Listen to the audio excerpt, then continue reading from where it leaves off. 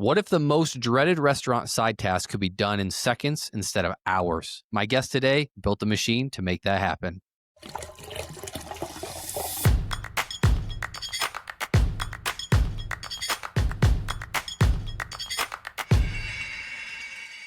Welcome, everybody, to another episode of the Fell Into Food podcast. I am your host with the most, Chef Jeff Fell. And with me today is Evan Duignan. Didn't screw that up, huh? Founder and CEO of Alphamated, the company behind Roller Express, a first of its kind machine that automates one of the most repetitive tasks in all of hospitality, rolling silverware.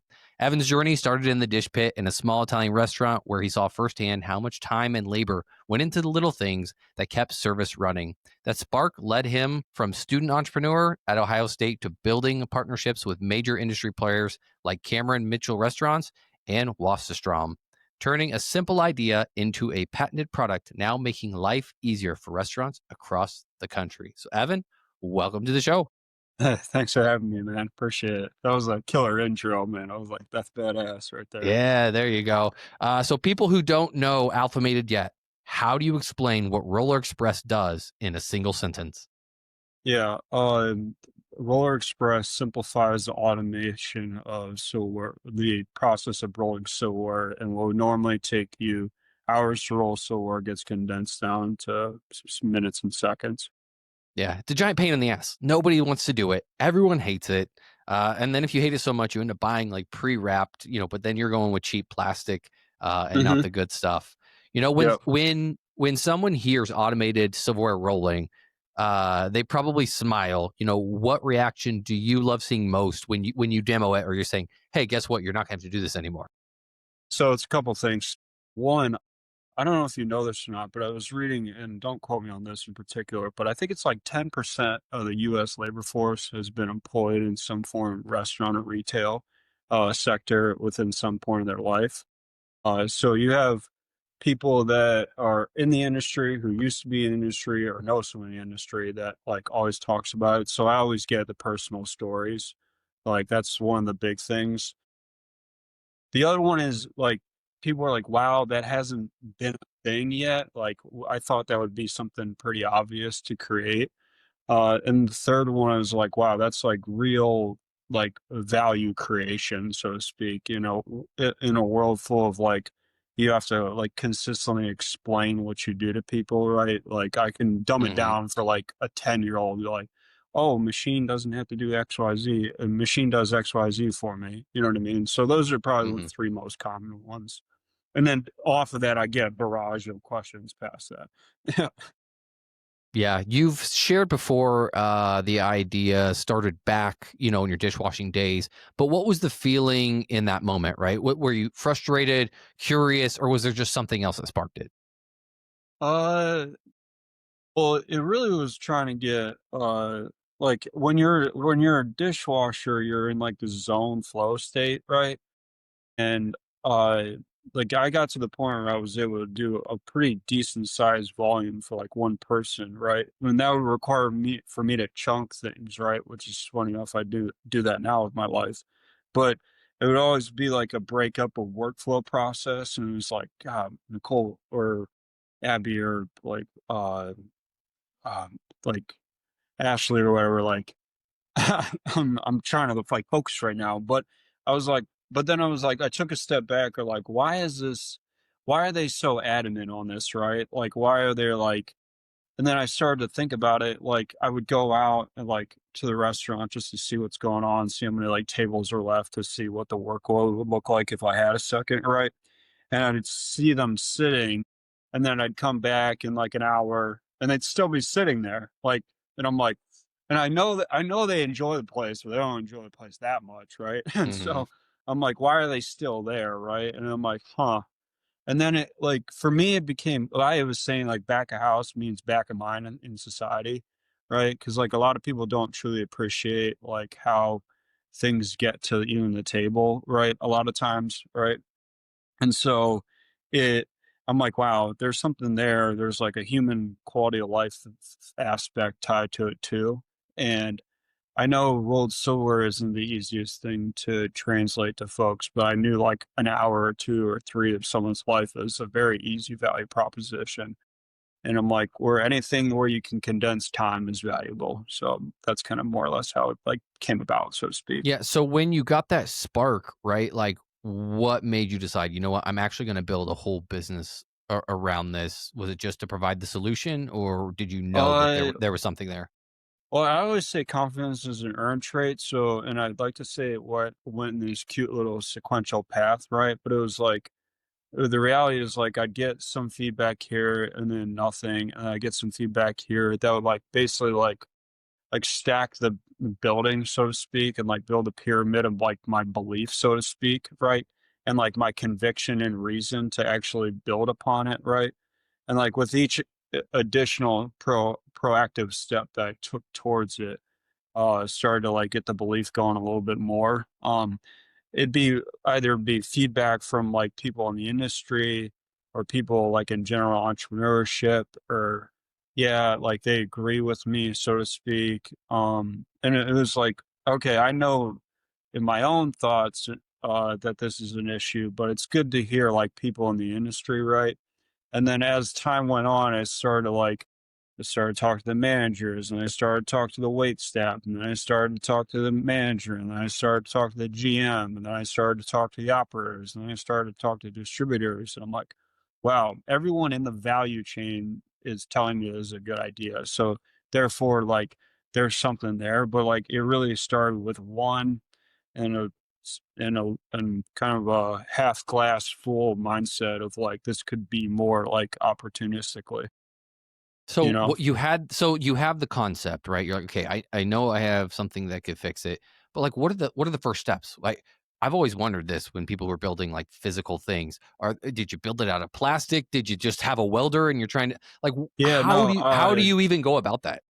well, I mean, it is as rudimentary as it gets. Like, I would Google like how to build a product, how to start a business, like how to engineer a product. And I went down like the rabbit hole on articles on Reddit, on YouTube, conversations, and everything more or less.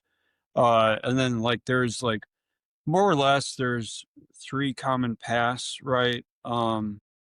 I mean, there's a bunch of paths, but the three is like you could build it yourself. But I didn't really have a whole lot of engineering background, right? So I'm like, I might be lost in the dark on that one. I almost contemplated about going back to college to do engineering, but I was like, even if I go back for mechanical, I still need electrical expertise in order to build this, right? So I'm like, man, I'm looking at years and years and years and everything. The other one was trying to find partners, which I did, but like a lot of them didn't want to work past 5 or they had other prior commitments and everything too. And then the third one, which I stumbled upon, was engineering design firms, right? Which like you can raise capital and then they'll build the product idea out for you, right? I've since learned in my street smarts has picked up on the fact that there's even more efficient ways to go about it. Mhm, Now I know the process is lead with customers, get some like letters of intent, get some like real market validation of like real dollar signs of like I would buy this type of deal, and then take it to engineering groups as well as manufacturers that would like benefit from like the upside of it all too, right? Or raise capital once you have enough LOIs too, or at least POs that could cover like the development efforts too, right? And if I were to accelerate the process now, because like, man, I didn't know, I really did not know. I was shooting in the dark and everything. I just knew that I wanted to get it done, and like Plan B was another way to make Plan A work, more or less. And like that led to like being resourceful is more important than being having resources, so to speak. And mhm. it took a lot of tinkering and running my head up against the wall, getting hit, falling back down. All right, maybe not that turn, going around the other side of this maze to see if this wall takes me to a different end. Kind of a lot of mess ups, mistakes, and time, honestly. Yeah. I'd Yeah. like to So say it took like a week, but it didn't for sure. yeah, and I mean, it's never going to, right? And it's always do you put the chicken before the egg, right? You always want to have customers in the wing and waiting and say they'll buy, but at the same time, then said customers are like, well, I need to see prototype, I need to see how it's going to work, footprint, Hmm. how's it going to work. Yeah. So it's always a balance and a fight between which do you get first. Do you have Yeah. kind of POs in the wing, or do you or have the capital to like you said to kind of get something prototype to like then get someone to see it and say, okay, now I see how this is going to work. It's always a battle between the two when you come with a new product. Yeah. What's one of those hurdles that you ran into? You said you were hitting your head against the wall that you didn't see coming. Man, like when I was first coming up with it, it was just more or less like, how do I, well, one, the expertise. I mean, I could just list them off like crazy. Do they have industry expertise? Could they actually even build what I'm trying to build, so to speak? Costs, like more or less. Um, is the project like fee based? Is it performance based? What is it, milestone driven? Is it budgetary driven? Um, what type of implementation do they need from me? Do they need, like, how involved is involved, right? Do they need like Hmm. do they need like actual engineering parts source and everything, and then they more or less do batch work, so to speak, and then just work on the actual like assembly process in of itself? Or do I need to like recruit them even further to figure out like what widget could accomplish this motion? But I already figured out these motions. There's so many things. I mean, the roadblocks are just more or less like kind of getting out of the way of your own head and thought of Mm. like, I don't know, more or less like action kind of cures anxiety, I've learned too over time, and just asking enough questions, so to speak. Like we're always taught in school, like don't ask questions, right? But strangers have everything you want, right? And questions divulge to answers, right? And I'm trying to meet new strangers and figure out answers because that's where all the opportunity lies. Because at the baseline of where I'm at, I'm introduced to what I have right now. And in order to grow on top of that, I have to meet new faces, build new connections, and get new answers to questions, right? And so I think it's just a mindset too, of like how can I really really learn too, um, and then take it like it could be, and then it's industry specific, right? And then you have to understand like certifications, like all that too as well. So No, yeah, there's I love what mountain you stuff. said.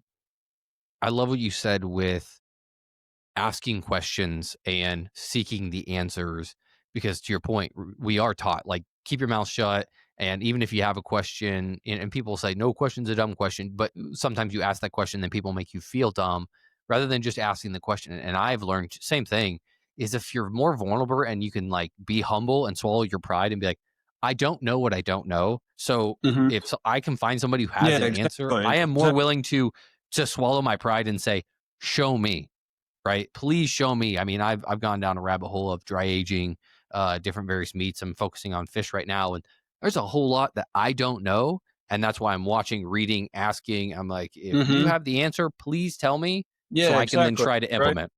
Yeah, no, I mean, my whole thing is like when people say it's a dumb question, right? Is I care about the ramifications of me not speaking up, right? And so if I have a question that's burning in the back of my mind and I don't have the confidence or whatnot in order to speak up to, and I just go with my previous intuition as opposed to like some newfound thought process, then I could be completely led astray, and then that could affect like financially, mentally, physically, like a bunch of things too, right? So I care more about the ramifications of what the outcome that I'll get if I like go through the correct process as opposed to the wrong process, as opposed to what someone's opinion of me is based on like what, you know what I mean? Like, I don't know. Like when Because yeah, like if they're not when going you to start, care. They're not going to care yeah, about exactly. what you asked tomorrow. They have their own life, their own everything. They're going to Yeah, be like, yeah, okay, great. exactly. Yeah, yeah. And it honestly, it says a lot about the other person too, if they have an issue with another person asking a question too, right? Mhm. You know what I mean? Like when Yeah. someone asks a question when I'm out in public or private or whatever too, I just kinda, I don't know, take a step into my own little world and let them finish out their thought process, and then I come back and engage, right? I'm not like, "Who the hell is this guy being a dumbass and not knowing everything that he needs to know?" Like, I don't Right. like yeah. Yeah. So when you're going through this, I'm sure there were moments where you thought, Alphamated's not gonna make it. Was there one specific time you thought that? And then how did you just push through that? Oh, jeez. Oh, man. Yeah, I mean, I've had to change up the I had 6 different reroutes before I actually got the product made and everything through different, engineering groups, partners, whatnot have you, and everything. Um, company, like, just business stuff just in general too. I'm thankful I didn't make fatal decisions, but there are a couple that it could have been not fatal, but definitely ill-advised and off course, so to speak. Um, I mean,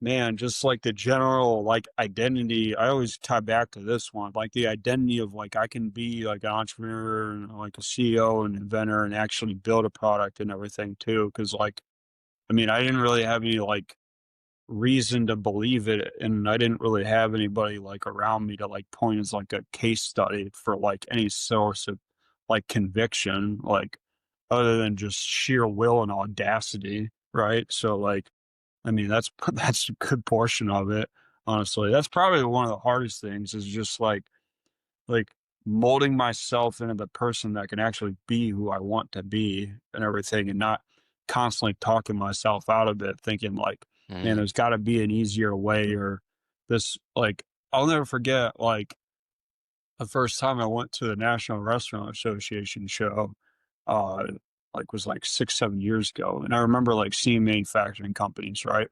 I'm like, man, I'm so in over my head. Like, I don't really know what to do. Like, I just, I don't, I'm just lost, you know? But I'm like, I'm glad that I didn't like completely let that shut me down, so to speak. But it very easy well could have, you know what I mean? yeah. Yeah. Yeah. It can be the fear of, yeah, I can't make it. I'm not gonna do it. There's all these other big players. But earlier you said, action cures a lot of the anxiety. Just push through it Hmm. and do it. Because if you really think about it, a lot of these big companies, they started off somewhere. They started off with some Yeah. products, Yeah. That's what I'm saying. some way, Yeah. somehow, and then it grew into what it was. It's not like it happened overnight. It took time to Yeah. build into what they are. Hmm. Yeah. Exactly. So with a couple of like, you got a couple good partners now, like I mentioned in the intro, Cameron Mitchell Restaurants, Wasserstrom, how have those collaborations really helped shape how the Roller Express is today? Yeah. Well, I mean, being industry stalwarts in their own respective rights, is definitely introduced like thought process of how it is at scale too, right? Um, Cameron being an exceptional operator gives me that kind of 30,000 foot viewpoint to like think more like a like CEO, so to speak, and everything too, as opposed to constantly being in the weeds. So set course on like vision, been very like what are the actual like needle movers, so to speak, right? That's another one too as well. And just general industry insight too, like from not only like idea creation, so to speak, but like how and what are the best ways to go into market. Like I have a rep that brought Northwestern Medical Center to the table, right? And I even know what a manufacturing rep was. You know what I mean? So it's Mhm, like stuff mhm. like that, you know what I mean? But then like there's the whole like industry of like rebates and all that and like tied to margins and stuff like that too, Oh, which yeah. is a never ending process, right?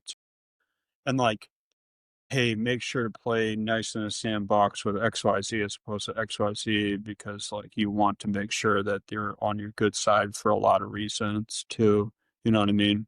Yeah, Stuff like there's a lot of games in that space with between all the different groups and all the mouths that have to be fed, and yeah, if you don't play nice in the yeah, sandbox, exactly. you can get Yeah. blackballed really easily. Yeah, of course. Because I mean, it's a competitive nature. Because like they're going after like the world's strongest accounts and everything too, with like real firepower and brand legitimacy behind the organizations they represent, right? And so it Yeah. makes sense that there's like that more or less like stringent process tied to it. But you do need to be aware of it too. You know what I mean? You can't just like be like I'm holier than thou and I'm just to ignore it. You know what I mean? Right. Right. Yeah. Yeah.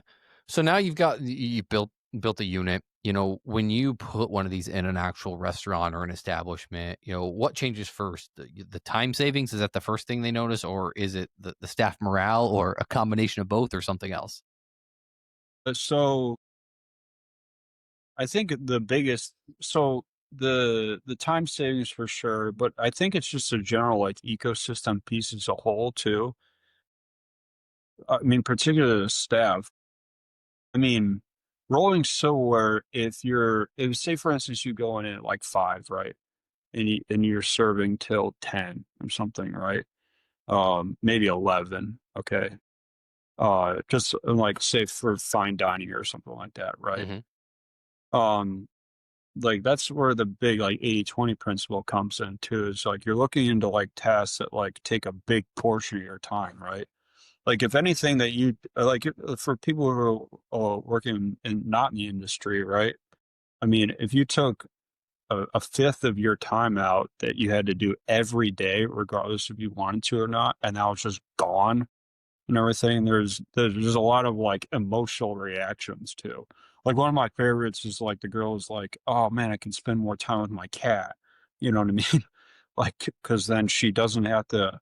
There's also, which is the other one that like is wild, is like uh girls get to go home earlier, so they're not stuck out later, and then that helps like their safety out, so to speak. Like it's crazy stuff like you wouldn't even think or uh people just like I don't know, the value of a human life and getting 2 hours back or 3 hours back is pretty strong, right? And then like that's cuz so that's the one that like you hear about the most cuz that's the one that people are like the most like I guess, boisterous or, like, vocal about, Hmm. so to speak. But then, like, as time goes on, then the time savings like, "Wow, this is, like, a no-brainer," so to speak. Then it starts to, like, incorporate itself even further too, right? But the initial reaction is like, "Wow, this is a piece of history." Yeah. You know, there's so many repetitive tasks in the kitchen. Between again, front of house, back of house, polishing glasses, which you know there's Yeah, polishers exactly. now, chopping Yep. onions. That's why they make different pieces of equipment to chop those up or slice and dice. It's the things that nobody wants to do, like, but it's a necessity to run the operation. And guess Mhm. what? Rolled silverware is one of those things that you absolutely need. I mean, at least for me, because then it makes me know that it's been cleaned, it's rolled, it's gonna be sanitary, it's not just open silverware that's just laying Yeah, out yeah. on a Yeah, of table, course. and God knows who's touched it. It can be gross, right? Yeah, of Um, course. you know, are you planning on staying laser focused, you know, just on the silverware and getting this bigger and bigger, or you already have other things kind of on the mind to expand, Alphamated? So right now, uh I mean, we've been approached by large organizations for other like automation-esque projects and everything too, right? But is a more or less if you due to fiscal responsibility to the shareholders to kind of more or less like remain focused at this point and everything too, right? And kind of establish ourselves a market leader in this regard too.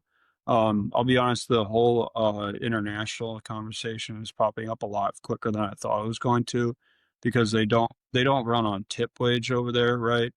And so their labor costs are much higher, so to speak, too.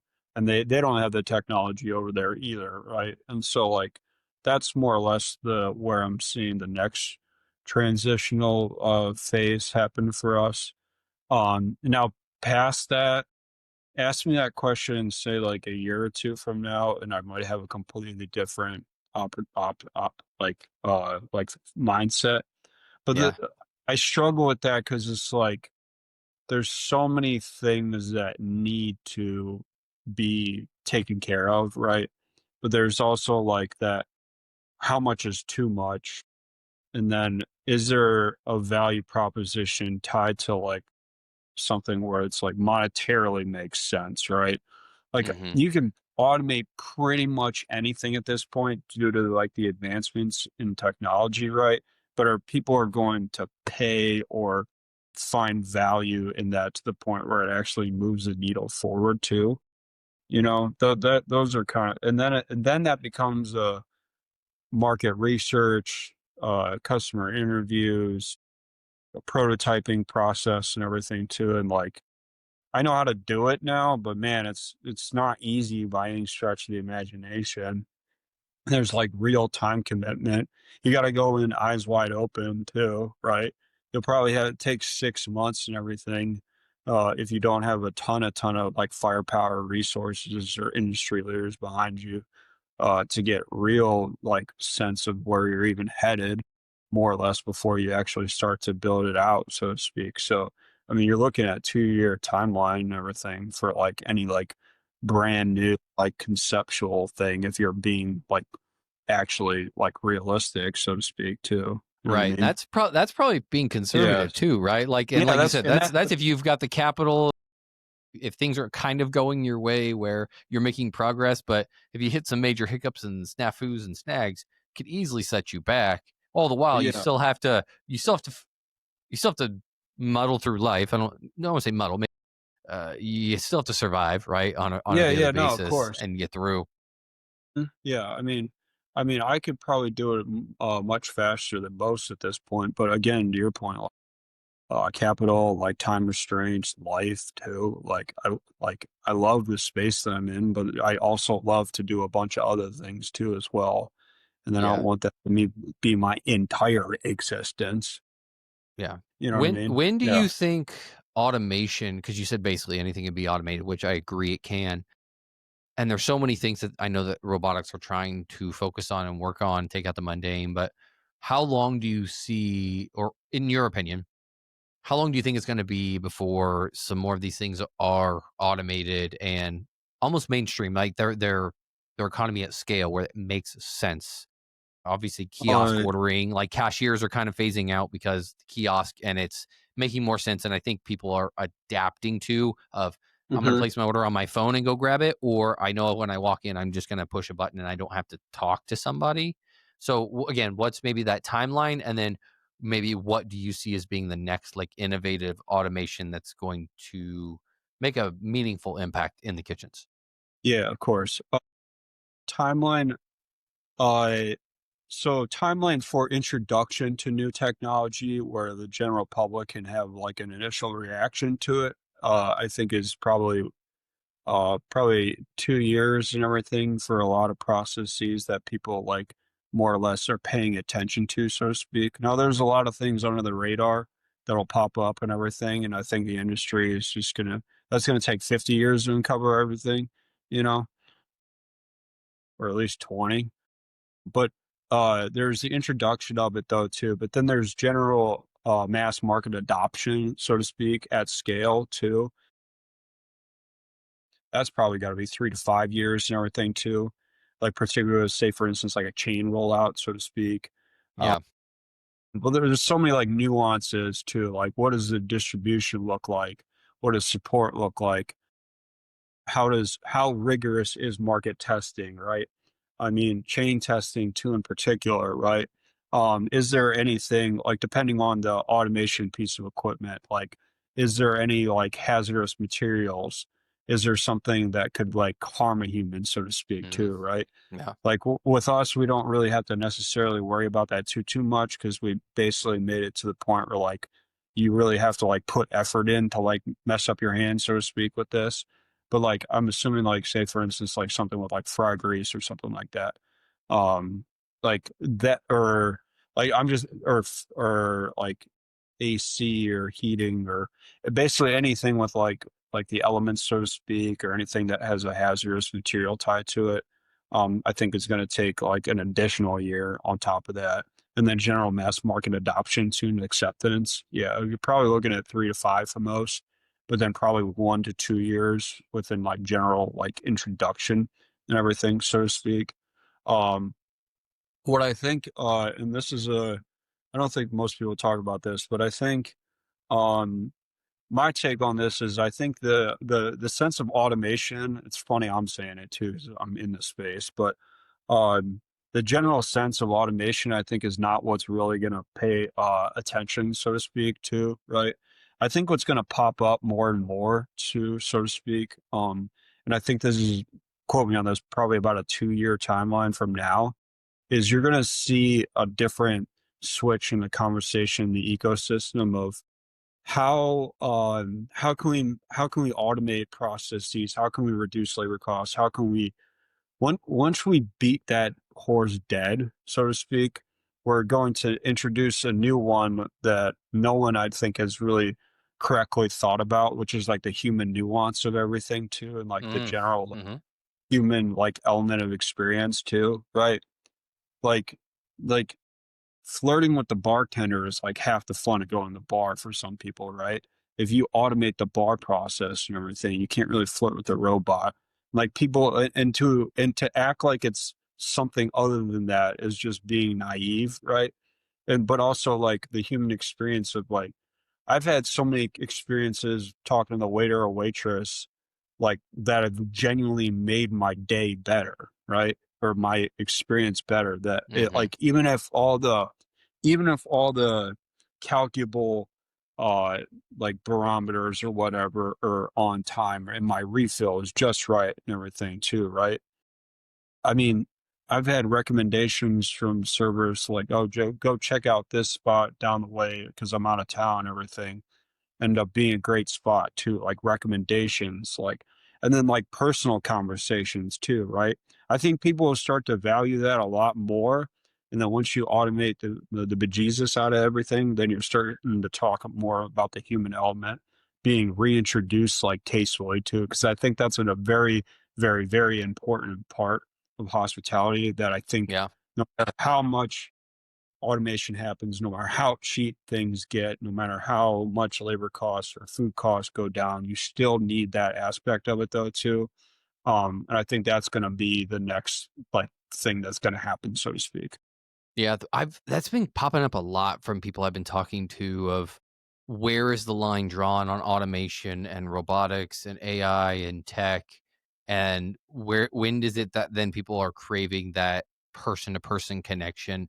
I thought we would have learned our lesson maybe over COVID when everyone was stuck inside and Hmm. just going batshit crazy and Yeah. wanting the personal connection. But here we are still. How do we continue to automate? How do we continue to work on making things easier for everybody.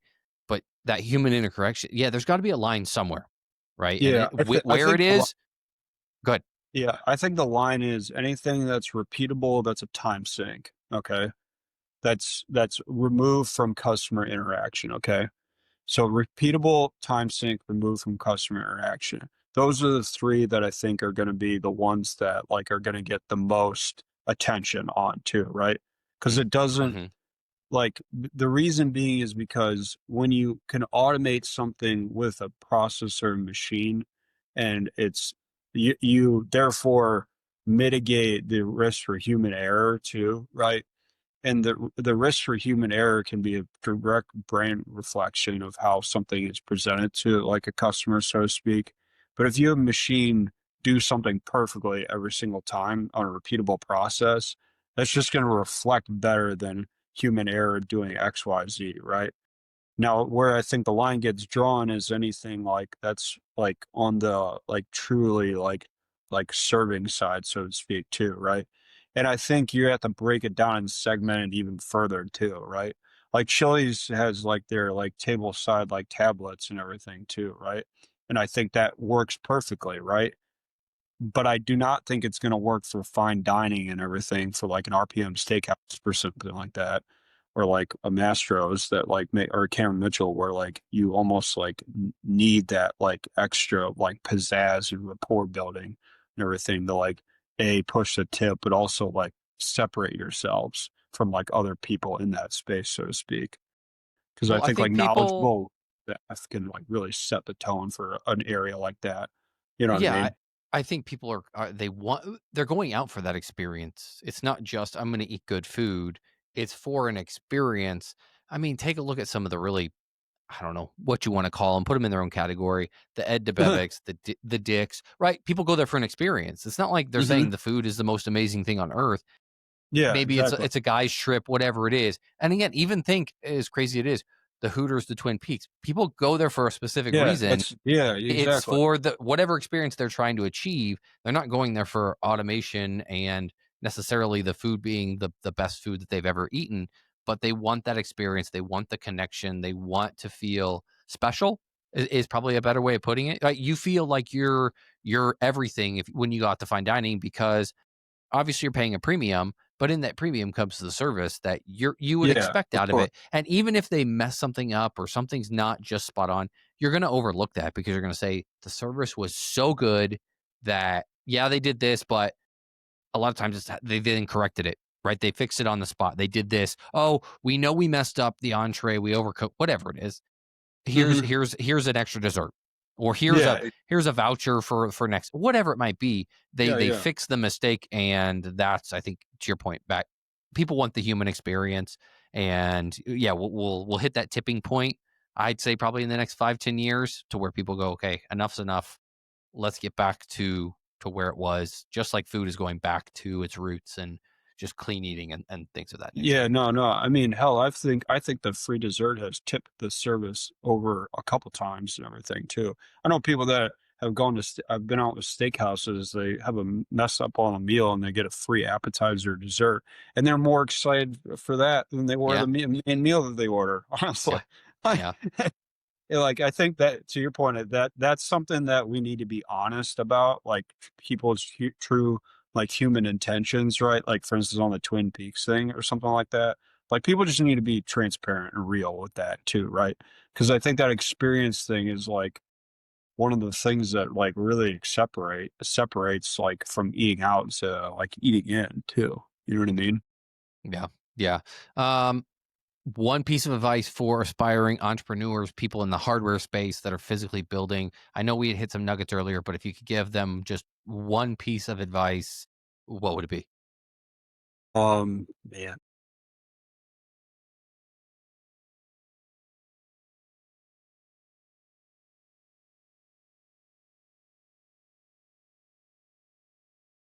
one piece of advice. Let me think about this one. Trying to curtail it to this group in particular. Hardware in particular. Well, I just think because it's not a service base, Yeah, yeah. per se, it's more physical building something. Try if you can go towards like a HaaS model and everything, so to speak. So hardware as a service, so to speak, which will introduce a recurring revenue stream to you, right? Like cash flow is of the essence and everything. Because unless you have like a CPG product with a large brand awareness, right? The thing that you're fighting against and everything is scale and volume too, which is very, very hard for hardware. So you really would like it'd be smart for you to introduce whether it's a software component tied to it. For us, it's the consumables. For other companies, it could be something else, so to speak. But it's really if you can at all try to introduce that fairly early and try to make that almost your bread and butter, so to speak, because that could give you like healthy cash flow for like market downturns. So there's that portion. And the other thing too is build with conviction and recognize that if you accomplish it within your lifetime, that's still a success, so to speak. There are a lot of people that have a lot of things that they wanted to do and everything. Like the largest spot for potential is in the graveyard, right? And so like you really, if you even take it to this point and even further, right? Like you like give yourself like a pat on the back for that regard too, because you had the audacity to like try to bring something to life that is almost like a legacy piece, so to speak. So like Yeah, that you can point to. So like really try to like lean on that. You know what I mean? And like yeah, real, but like recognize too, just like time. You know what I mean? Like time is going to be always fighting. Like the time, I always tell people the time is going to pass regardless, right? So you might as well do something with it, you know? And so like if it takes, I can't even imagine like for my own personal story, like if I would have quit like in year 3 or 4 and everything, like what wouldn't have been and what could have not been.